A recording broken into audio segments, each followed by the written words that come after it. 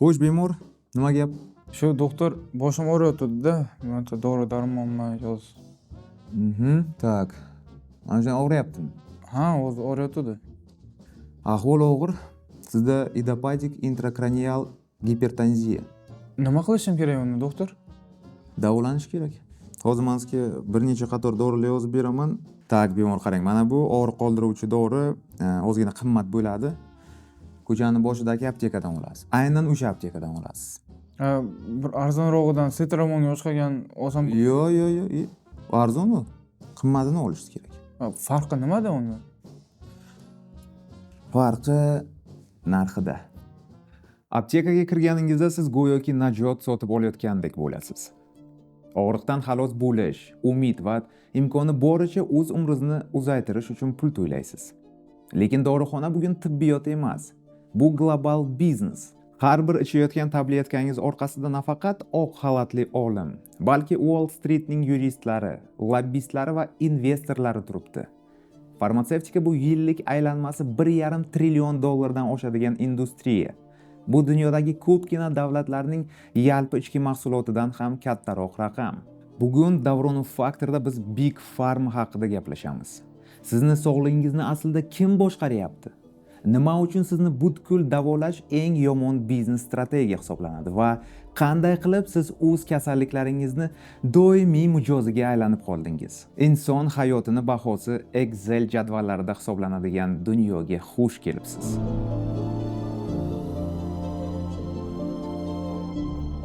Bilasizlar, YouTube'ga meni formatimdagi videolar uncha yoqmaydi. Shuning uchun bu videoni ko'proq odamlar ko'rishi uchun, ko'proq odamlarga tavsiya qilishi uchun sizlardan yordam so'ramoqchiman. Like, izoh va albatta kanalga podpisatsiya bo'linglar. Va har doimgidek qo'llab-quvvatlamoqchi bo'lganlar uchun QR kod ekranda, havola esa описаниеda. Rahmat.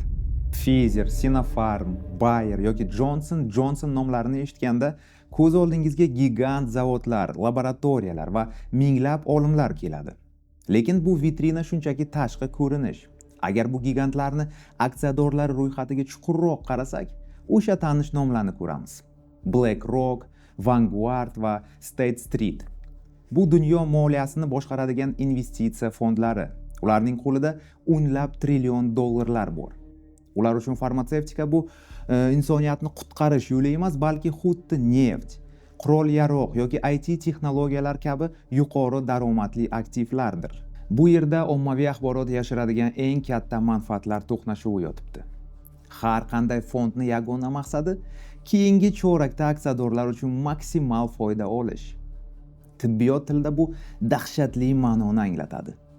Sog'aygan bemor yo'qotilgan mijozdir. Agar ertaga diabet yoki saratonni bir martada davolaydigan dori paydo bo'lsa, bu kompaniyalarning aksiyalari chil-parchin bo'ladi. Tizimga sizni butkul davolash emas, balki yashab turishni ta'minlash foydaliroq. Big Pharma uchun ideal iste'molchi bu umrini oxirigacha har kuni dori ichishga majbur bo'lgan surunkali xasta, ya'ni xronический bemor.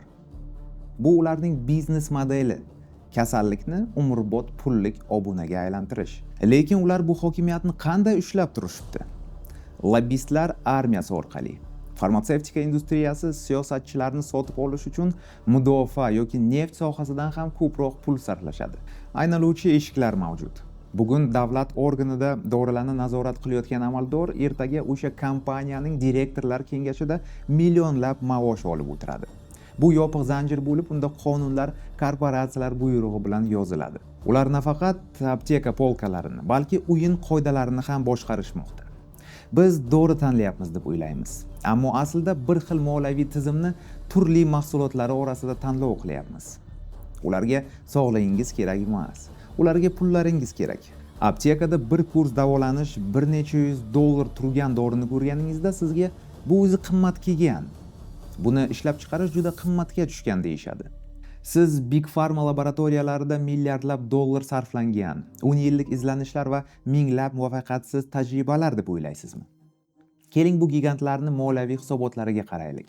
U yerda raqamlar umuman boshqa haqiqatni gapiradi. Big Pharma byudjetining asosiy qismi ilm-fanga emas, balki marketing va sotuvga sarflanadi.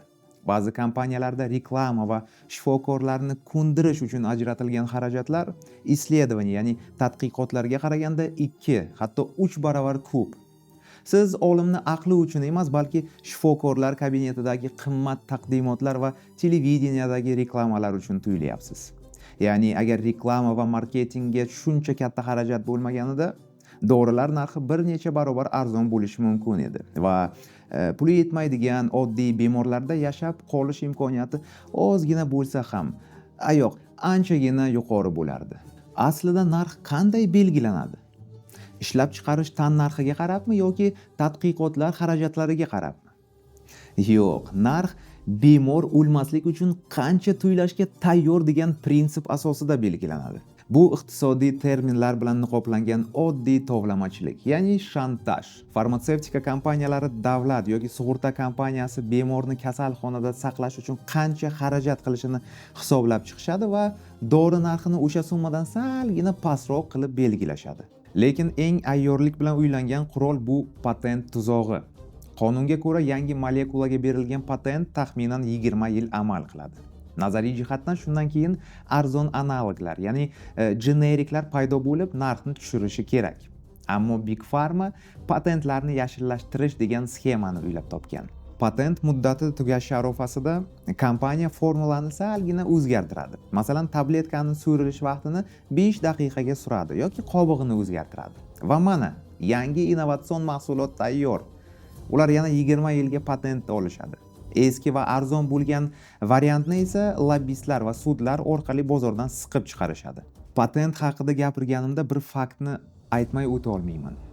COVID-19 paydo bo'lganda rivojlanayotgan davlatlar arzon vaksina ishlab chiqarib, odamlarni qutqarish uchun patent himoyasini vaqtincha olib tashlashni yalinib so'ragan edi. Farma gigantlar bu tashabbusga tish tirnog'i bilan qarshilik ko'rsatishdi. Ularga global xavfsizlikni qizig'i yo'q edi. Ular uchun narx ustidagi monopoliyani saqlab qolish muhimroq edi. Foyda millionlab insonlar hayotidan ustun qo'yildi. Natijada biz absurd holatga guvoh bo'lamiz. Millionlab odamlar uchun hayotiy zarur bo'lgan insulinni ishlab chiqarish bir necha tiyin turadi. Texnologiyasi esa 100 yildan beri ma'lum. Lekin uning narxi ba'zi davlatlarda 1000% gacha oshib ketgan. Nimaga? Chunki jahon bozorining 90% 3 ta kompaniya qo'lida. Bu erkin bozor emas, bu monopol kartel.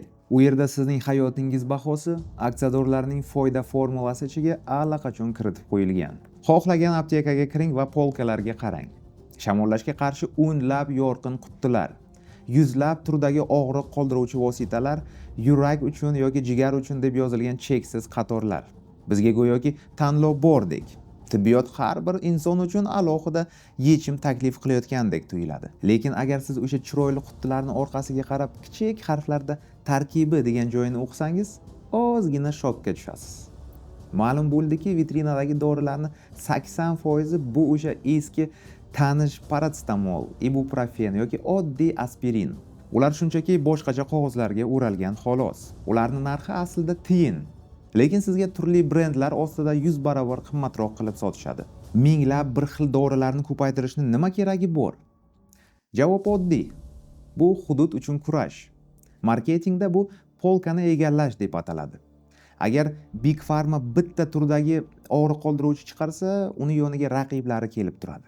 Lekin kompaniya 50 xil turli brendlarni chiqarsa, erkaklar uchun, ayollar uchun, bolalar uchun limon ta'mli, kapsulali, siropli, tungi va ekstra kuchli. U butun vitrinani egallab oladi va raqiblarga joy qoldirmaydi.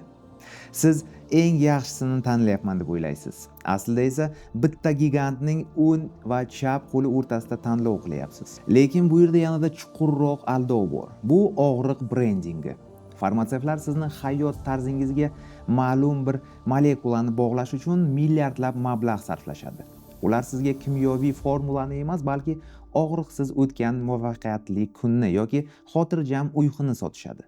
Natijada biz har bir burchakda reklama qilinayotgan brend uchun 10 barobar, ba'zan 20 barobar ziyod to'laymiz va vitrinaning eng pastki burchagidagi turgan tiyinlik analogni ko'rmaymiz.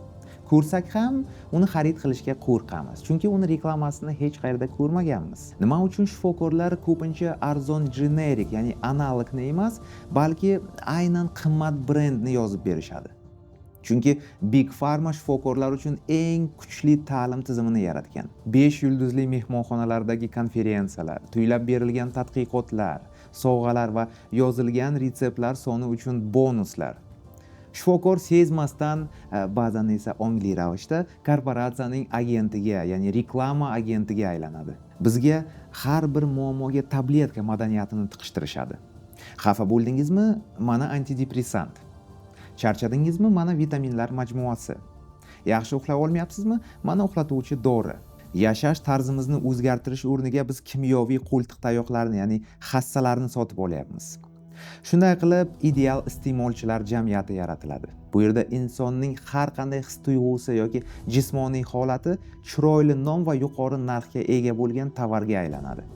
Ya'ni o'zingizni yaxshi his qilishingiz uchun siz по-любому bironta dori iste'mol qilishingiz kerak. Tak, Big Pharma'ni yovuz korporatsiyalar deb atash oson. Lekin keling, bir daqiqaga ular mavjud bo'lmagan dunyoni tasavvur qilib ko'raylik. Big Pharmasiz dunyo bu o'rtacha umr ko'rish davomiyligi zo'rg'a 40 yoshdan oshadigan, har qanday kichik jarohat o'lim hukmiga aylanishi mumkin bo'lgan dunyodir. Biz tan olishimiz kerak. Bu gigantlar insoniyat tarixidagi hayot saqlab qolishning eng mukammal tizimini qurishdi va bu tizimning inkor etib bo'lmaydigan o'z g'alabalari bor. Asrlar davomida butun kontinentlarni qirib tashlagan kasalliklarni eslang. Chechak, ospa, poliomiyelit, vabo, ya'ni chuma. Bugun bular shunchaki tarix darsliklaridagi sahifalar xolos. Aynan yirik laboratoriyalarning qudrati va resurslari tufayli bu dahshatliklarni yer yuzidan qirib tashlagan vaksinalar yaratildi. Bugungi kunda oddiy holga aylangan antibiotiklar bir paytlar millionlab askarlar va tinch aholini qutqargan haqiqiy mo'jiza edi. OIV, ya'ni VIChni davolashdagi bugungi muvaffaqiyatlar o'lim hukmini surunkali holatga aylantirdi. Odamlar u bilan 10 yillab yashamoqda. Bu o'sha korporatsiyalarning mehnati, ularning logistikasi va ishlab chiqarishga kiritilgan ulkan investitsiyalari natijasidir. Farmatsevtika bu nafaqat tabletkalar, balki ulkan infratuzilma. Ularning texnologiyalarisiz zamonaviy jarrohlik, a'zolarni ko'chirib o'tkazish yoki eng murakkab diagnostika imkonsiz bo'lardi. Faqatgina milliardlab aylanmaga ega bo'lgan gigantlar hayotiy zarur preparatning milliardlab dozalarini mikrogrammgacha aniqlik bilan ishlab chiqarishga va uni sayyoraning istalgan nuqtasiga harorat rejimini saqlagan holda yetkazib berishga qodir. Lekin zamonimizning eng katta paradoksi ham shunda. Shifo berish qudratiga ega bo'lganlar manipulyatsiya qilish hokimiyatiga ham ega. Insoniyatning eng aqlli miyalari eng surbet marketologlari bilan bir tizimda ishlaydi. Biz uni yo'q qilish uchun juda muhim bo'lgan, ammo unga ishonish uchun juda ochko'z bo'lgan tizimni asriga aylandik. Biz ularni dahosini tan olamiz. Lekin aynan shuning uchun ham bu daho soyada bizga qarshi qanday ishlayotganini bilishimiz shart. Agar siz tibbiyotni eng shaffof soha deb o'ylasangiz, demak qattiq adashasiz. Laboratoriyalarning devorlari orqasida insonni dahshatga soladigan sxemalar yashiringan. Big Pharma'ning eng iflos sirlaridan biri bu ilm-fanni manipulyatsiya qilish. Agar kompaniya yangi dorini sinovdan o'tkazsa va natijalar salbiy bo'lsa yoki xavfli nojo'ya ta'sirlari aniqlansa, bu ma'lumotlarni shunchaki e'lon qilishni unutishadi. Ilmiy jurnallarga faqat muvaffaqiyatli hisobotlar chiqadi. Biz aysbergning faqat uchini ko'ryapmiz. Suv ostida esa minglab mayib majruh bo'lgan taqdirlar va yashiringan haqiqatlar qoladi. Buning eng dahshatli misoli AQShdagi opioid inqirozi. Birgina kompaniya Sacklerlar oilasiga tegishli bo'lgan Pure Pharma shifokorlar va nazorat organlarini o'zlarining kuchli og'riq qoldiruvchi dorisi o'rganib qolishni keltirib chiqarmaydi deb ishontirishdi. Ular tibbiyot assotsiatsiyalarini sotib olishdi, mustaqil tadqiqotlarga homiylik qilishdi va dorini hatto yengil og'riqdan ham agressiv tarzda tavsiya qilishdi. Natija 100 minglab odamlarning doza oshirib yuborishdan o'limi va o'z shifokorlariga ishongan butun bir avlodning giyohvandchiga aylanishi. Bu xato emas edi.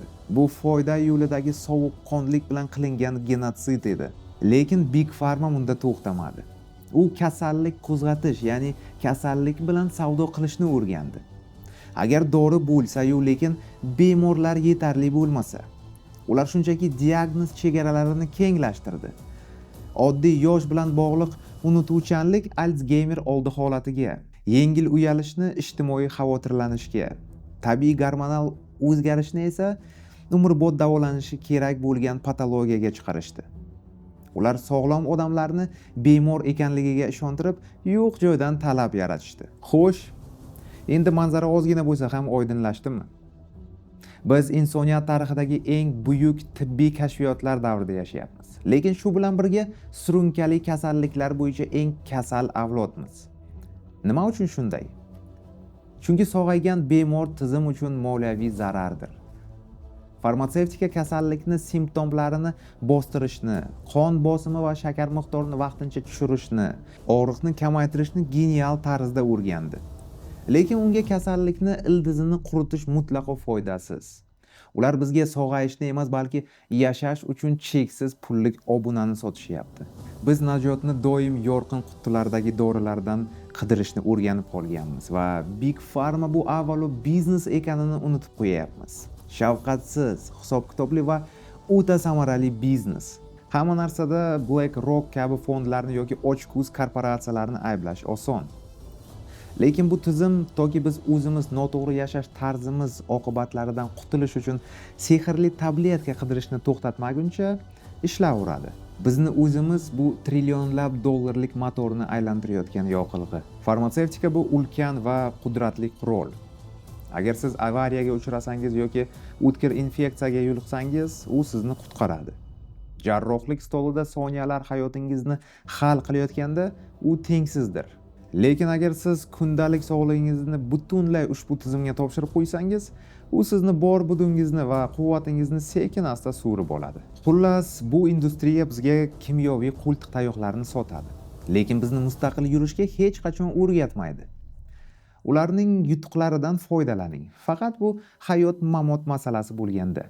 Lekin o'z sog'lig'ingizni ularning doimiy ijarasiga aylantirib qo'ymang. Dunyodagi eng qimmat dori ham o'z tanangiz va ongingiz uchun bo'lgan shaxsiy mas'uliyatni o'rnini bosa olmaydi. Siz bilan Davronov Faktor edi. Doim sog' va salomat bo'ling.